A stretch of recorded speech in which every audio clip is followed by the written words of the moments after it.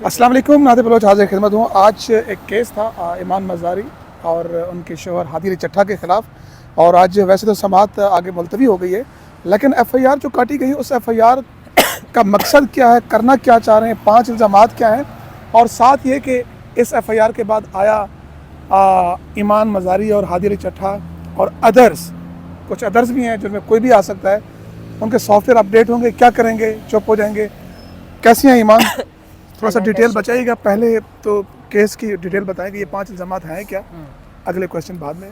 اچھا، یہ پرچہ جو ہے یہ کہتا ہے کہ 2021 سے لے کر 2025 تک میں نے بہت سی ٹویٹس کی ہیں جو اسٹیٹ انسٹیٹیوشنز کے خلاف ہیں، اور کہ میں بی ایل اے اور ٹی ٹی پی کو گلوریفائی کر رہی ہوں، سپورٹ کر رہی ہوں، اور کہ میں دہشت گردی اور وائلنس کو پروموٹ کر رہی ہوں، جبکہ میری کوئی بھی ایک ٹویٹ جو انہوں نے اس ایف آئی آر میں بھی لگائی ہوئی ہے، اس کسی ٹویٹ میں اس طرح کی کوئی بات کا ذکر نہیں.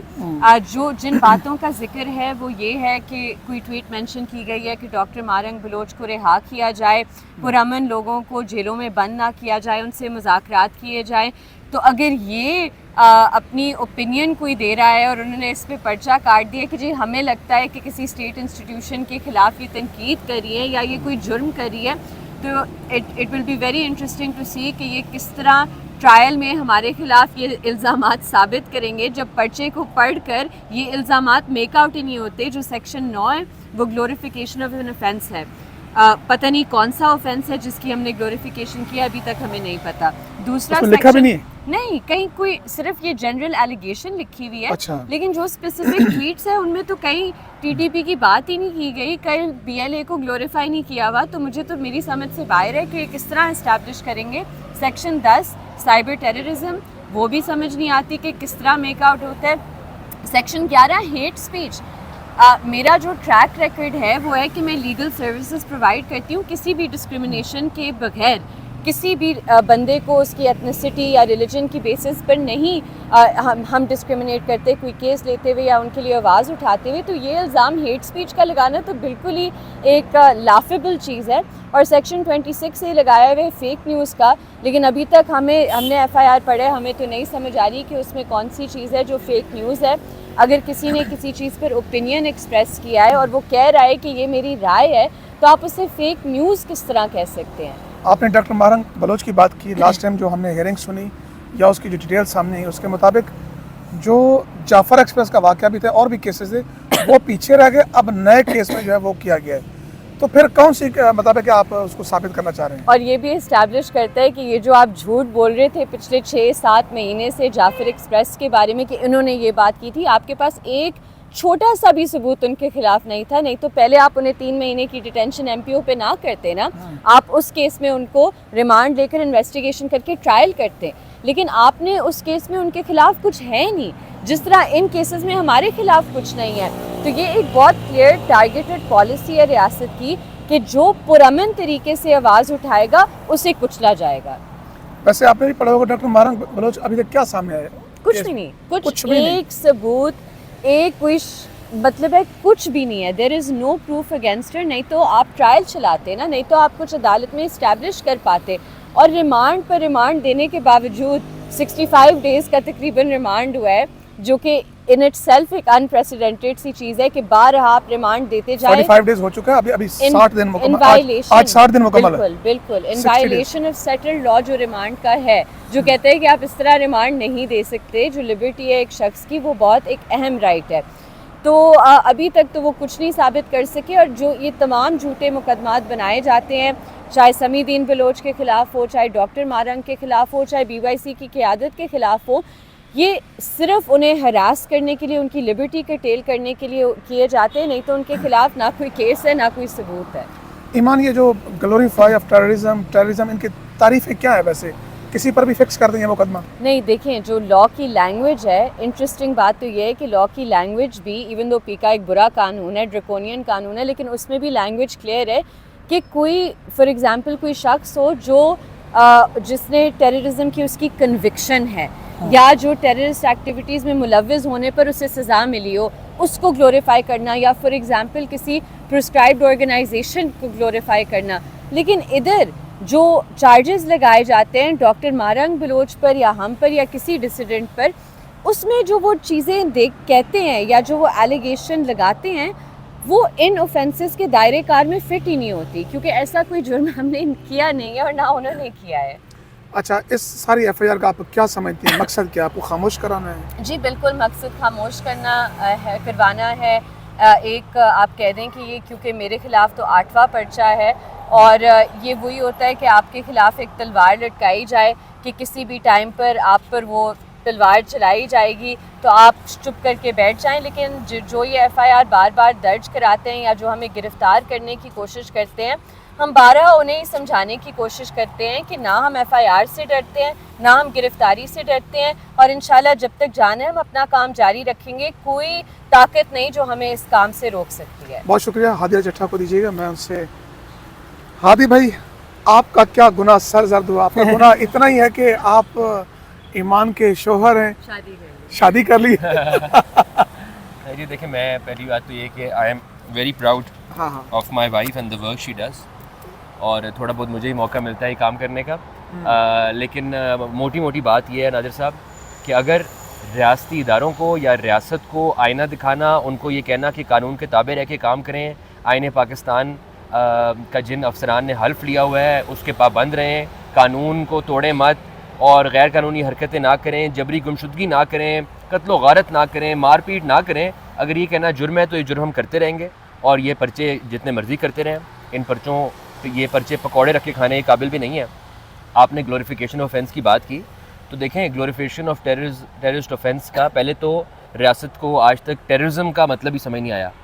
سیکشن 6 اور 7 ATM میں جو تشریح دی گئی اس کو ہی نہیں فالو کر سکتے، جو سپریم کورٹ کا ابھی تک ویو اس کے اوپر ہے اس کے تحت ہی نہیں ہوتے۔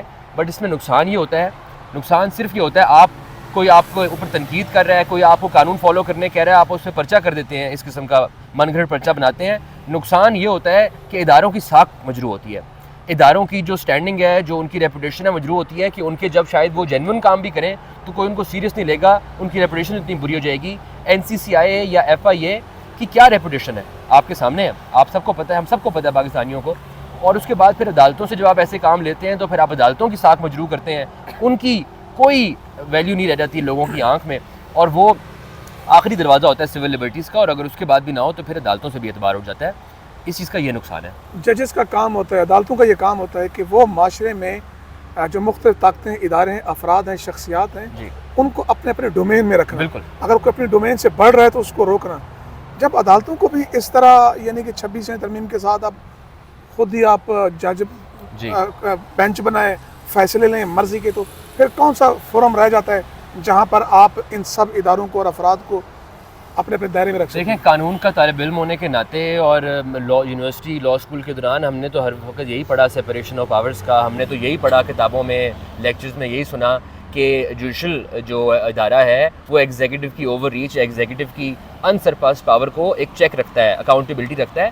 بٹ انفارچونیٹلی اس ملک میں تو اب ایگزیکٹو بھی نہیں رہ گیا، کس نام کا ایگزیکٹو رہ گیا؟ ایک ڈپارٹمنٹ ہے جس کا قبضہ ہے ہر ادارے کے اوپر، اور اس کی مداخلت اور اس کی اوور ریچ کی وجہ سے، اس کی منمانی کی وجہ سے، اور اس کا قبضہ برقرار رکھنے کے لیے ہر ادارے کو انکلوڈنگ دا ایگزیکٹو اور دا جوڈیشری سب کو تباہ کر دیا گیا، اور ہماری جو ہے وہ عوام کے لیے اس وقت کوئی اور دروازہ نہیں ہے، ایک طاقت ہے سب کے سامنے۔ ہادی، مجھ سے سوال پوچھا جا رہا تھا بار بار، میں چاہوں گا کہ آپ کی موجودگی میں اس کو کلیئر کریں۔ جسٹس اسحاق صاحب نے جو فیصلہ دیا تھا وہ اس کے بعد جو ڈویژنل بینچ بنا اس کے اس کا سٹیٹس کیا ہے؟ جی، اس کی اس کا سٹیٹس یہ ہے کہ ICA اس میں فائل ہوئی تھی، اور اس ICA کو DB نے سنا، اور اس DB نے اس آرڈر کو سسپینڈ کر دیا کمیشن بنانے والے، اور اس وقت کیونکہ ہم تو نوٹس پہ نہیں تھے تو ہمیں اب نوٹس ہوا ہے، اور 1 اکتوبر کو اس پہ ہم نے بحث کرنی ہے۔ لیکن یہ جو آپ کو پتہ ہے کہ بلیسنگ بزنس گینگ کے افراد نے ایک ڈھنڈورا پیٹا ہوا تھا کہ ہمیں بغیر سنے فیصلہ کیا گیا، قوم نے دیکھا، سب نے دیکھا، لائیو پروسیڈنگ ہوئی، کیمرے موجود ہیں، یوٹیوب میں موجود ہیں، کہاں انہوں نے کتنا آرگیو کیا 42-43 ہیئرنگز میں۔ مگر یہ ہوتا ہے جب آپ بغیر سنے فیصلہ کرتے ہیں کہ آپ نے چھٹیوں میں وہ کیس لگایا اور اس میں 1.5-2 مہینے کی ڈیٹ دی 1 اکتوبر کی۔ یہ 450 زندگیوں کا معاملہ ہے، 450 بے گناہ لوگ، تقریباً 450 بے گناہ لوگ جیلوں میں اس وقت پڑے ہوئے ہیں، جن کے ٹرائلز کو بلیسنگ بزنس گینگ کے مدعیان انکلوڈنگ ان کے وکلا، جو کچھ وکلا ان کے مدعی بھی ہیں جیسے حافظ لیاقت منظور کمبو اور راؤ عبدالرحیم، وہ وہاں پہ مدعی بنے ہوئے ہیں، وہ اپنی اجرا نہیں کراتے۔ اگر آپ کو میں آرڈر شیٹس دکھاؤں ناظر صاحب، آنریبل جو ہے جج حاکم خان بکر صاحب اور نصر ملنا صاحب جہاں پہ ٹرائل چل رہے ہیں, تو مدعی وہاں پیش ہونے سے جو آپ وہ کہتا ہے میں یہاں پیش نہیں ہوں گا, میں یہاں جرا نہیں کراؤں گا. ایک مدعی کہتا ہے میں پاگل ہو گیا میں پیش نہیں ہو سکتا, جہاں پہ سپریم کورٹ کی ڈائریکشن ہے کہ یہ کیس 2 مہینے میں کرنا ہے. ایک کیس میں سب پاگل ہو گئے, پھر کیس چل رہا ہے, اور ایک کیس کے اندر جہاں حافظ عبد الرحمان ایک ایکیوزڈ کو پھنسایا ہوا ہے آج 2-2.5 سالوں سے, اس میں سپریم کورٹ کی ڈائریکشن کہ 1 مہینے میں ختم کریں, وہاں وہ پیش نہیں ہوتے. پاگل کا کون سا کیس ہے یہ 102/23 ہے, ثاقب شمس کا کیس ہے, یہ عباس بٹر اس کا ٹائٹل ہے, اور اس کا مدعی عامر ظفر ہے, اور اس کے اندر ان کے وکیل رؤف عبدالرحیم کی طرف درخواست ہے کہ مدعی کو بہت زیادہ چوٹیں آئی ہیں, مار پڑی ہے, جس کی وجہ سے وہ پیش نہیں ہو سکتا. آج وہ سپریم کورٹ کی 2 مہینے کی ڈائریکشن بھی ختم ہو گئی, اس کے اندر ایف آئی اے کے گواہ نہیں پیش ہوئے, ان کی سیلریاں اٹیچ ہو گئیں, اس کے اندر مدعی پیش نہیں ہوا, اس کے پہلے بیلیبل پھر نان ویلیبل وارنٹس ایشو ہو گئے. یہ اس کیس کا حال ہے, اور یہ وہ کیس ہے جس کے اندر ملزم کے اوپر کہا جاتا ہے کہ 194 صفحے کی فورینزک یا گستاخانہ مواد کی, مگر فورینزک اگر دیکھیں تو وہ ملزم کی گرفتاری اور فون قبضے میں لینے سے 9 دن پہلے بنا دی گئی ہے. اچھا, زندہ باد. آپ دیکھیں فورینزک کی کیا ویلیو رہے گی, یہ NCCI اور FIA کی فورینزکس ہیں. گرفتاری سے 9 دن پہلے, موبائل قبضے سے پہلے, موبائل 9 دن قبضے میں, جس دن آیا قبضے میں اس سے 9 دن پہلے فورینزک بن گئی تھی. تو اگر فون نہیں تھا تو فورینزک کس چیز کی بنا رہے تھے, اور گستاخانہ مواد کہاں سے آیا تھا وہ؟ اچھا, یہ تو دیکھنا, یہ آپ پھر بھی کہتے ہیں ادارے کام نہیں کر رہے یار, ادارے تو کام کر رہے ہیں, پہلے بنائی جاتی ہے, لوگ بعد میں پکڑے جاتے ہیں. اچھا, میں غربت کا سما دیکھ رہا تھا, یہاں سے کار گزری, آپ نے لوگوں کو بڑی گاڑی سے چھوٹی گاڑی میں منتقل کر دیا, یہ تھوڑا کام ہے جی؟ وہ دیکھیں, وہ ہم نے نہیں کیا, وہ اللہ تعالیٰ نے کیا, اللہ کی لاٹھی بے آواز ہے.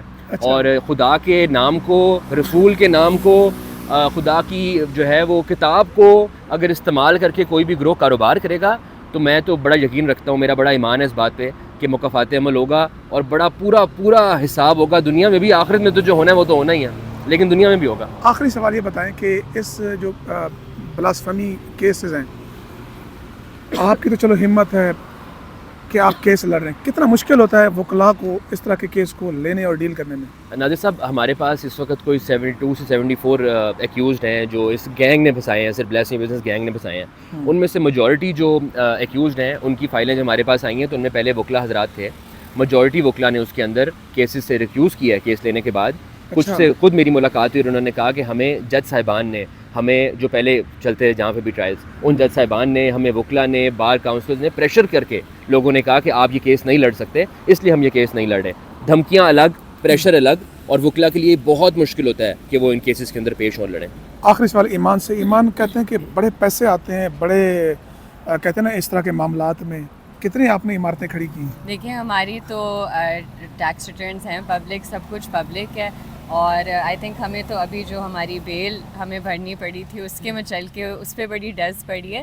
دیکھیں, نظر آتا ہے آپ کا ایک کنسسٹنٹ جو لائف سٹائل ہے, ہمارے لائف سٹائل میں کوئی امپروومنٹ نہیں آئی, وہی لائف سٹائل ہے جو بچپن سے ہم دیکھتے آ رہے ہیں. کچھ لوگ ہیں جنہوں نے ایک بہت مختلف زندگی گزاری ہے, لیکن جب سے انہوں نے یہ کاروبار شروع کیا ہے ان کی ویزبلی لائف سٹائل میں چینج آئی ہے, امپروومنٹ آئی ہے. اور یہ سوال ایک بہت بڑا اٹھتا ہے جو میں نے عدالت میں بھی ریز کیا تھا, کہ یہ جو کہتے ہیں ہم لیگل کمیشن آن بلاسفیمی پاکستان ہیں, اور خود اپنے فیس بک پیج پر کہتے ہیں ہم ایک NGO ہے, کہتے ہیں یہ ساری NGO کی سازش ہے, اور خود اپنے آپ کو NGO کہتے ہیں, ہمارا تو کوئی NGO نہیں ہے. اور پھر آگے اس NGO کی کوئی رجسٹریشن نہیں ہے, نہ SCCP کے ساتھ, نہ FBR کے ساتھ, نہ وہ سوسائٹی ہے, نہ ٹرسٹ ہے, نہ چیریٹی ہے, نہ سیکشن 42 کی کمپنی ہے. تو کوئی رجسٹریشن نہیں, فنڈنگ کہاں سے آ رہی ہے, کہاں سے آپ کے پاس یہ پیسے آ رہے ہیں, ہماری تو سمجھ سے باہر ہے. بہت شکریہ ایمان اور ہادی. اپنے فیڈ بیک سے آگاہ کیجیے, اجازت دیجیے, اللہ حافظ.